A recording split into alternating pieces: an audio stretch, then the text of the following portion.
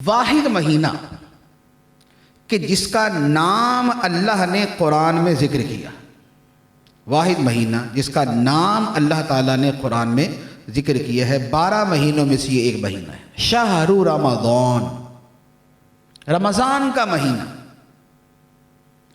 اور پھر رمضان کا مہینہ کہ جس کی عظمت کیا ہے، فرمایا شہر رمضان الذی انزل فیہ القرآن، وہ مہینہ کہ جس میں رب کی آخری کتاب اتری، خدا کا کلام نازل ہوا، اللہ کا قرآن نازل ہوا، ھدی للناس، وہ قرآن کہ جسے اللہ نے قیامت تک کے سارے انسانوں کے لیے ہدایت بنایا، وہ قرآن اترا۔ وَبَيِّنَاتٍ مِّنَ الْهُدَى وَالْفُرْقَانِ، اور یہ ہدایت کی روشن باتیں ہیں اور حق و باطل میں فرق کر دینے والی خدا کی کتاب ہے۔ حق کیا ہے، درست کیا ہے، غلط کیا ہے، یہ اسے بتانے والی کتاب۔ تو رمضان کے نام کے ساتھ اور اس کی فضیلت کے ساتھ اور اس کے قرآن کے ساتھ تعلق کے ساتھ اللہ تعالیٰ نے اس مہینے کا ذکر کیا، اور اس مہینے کے ساتھ قرآن مجید کے نزول کا تذکرہ 4 جگہ پہ ہے، یعنی رمضان اور قرآن، رمضان اور قرآن، رمضان اور قرآن، یہ قرآن پاک میں 4 مرتبہ ہے۔ جیسے سورہ دخان کی آیت ہے، اِنَّا أَنزَلْنَاهُ فِي لَيْلَةٍ مُبَارَكَةٍ، بے شک ہم نے اس قرآن کو برکت والی رات میں اتارا۔ اس لیلہ مبارکہ کی ایک تفسیر ہے شب براءت، کہ شب برات میں اتارا، لیکن ایک دوسری بڑی راجح تفسیر یہ ہے کہ اس سے مراد بھی شب قدر ہے جو ماہ رمضان میں ہوتی۔ تو ایک تو یہ آیت مبارکہ، دوسری آیت مبارکہ جو بھی پڑھی کہ شہر رمضان الذی انزل فیہ القرآن، اس میں بھی قرآن اور رمضان کا اکٹھا تذکرہ کیا۔ تیسری آیت مبارکہ وَمَا أَنزَلْنَا عَلَىٰ عَبْدِنَا يَوْمَ الْفُرْقَانِ، کہ قرآن کے جو ہم نے یوم فرقان کو نازل کیا، اور یوم فرقان سے مراد ہے غزوہ بدر کا دن، اور غزوہ بدر کب ہوا تھا؟ 17 رمضان۔ تو یہاں پر بھی یوم الفرقان یہ رمضان کا دن ہے، اور اس میں فرمایا وما انزلنا، اور جو ہم نے قرآن اتارا تھا، یہ تیسری آیت۔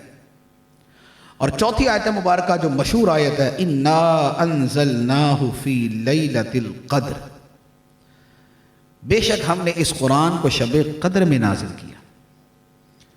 تو اب یہ دیکھیں کہ اللہ تعالیٰ 2 چیزوں کو ملا کر قرآن پاک میں بار بار بیان فرماتا ہے، تو اس کا مطلب یہ ہے کہ قرآن اور رمضان کا بڑا گہرا تعلق ہے، اور اسی لیے رمضان میں ہی تلاوت قرآن کے ساتھ ایک بطور خاص عبادت کو مسلمانوں کے لیے مقرر کر دیا گیا، تراویح کی عبادت۔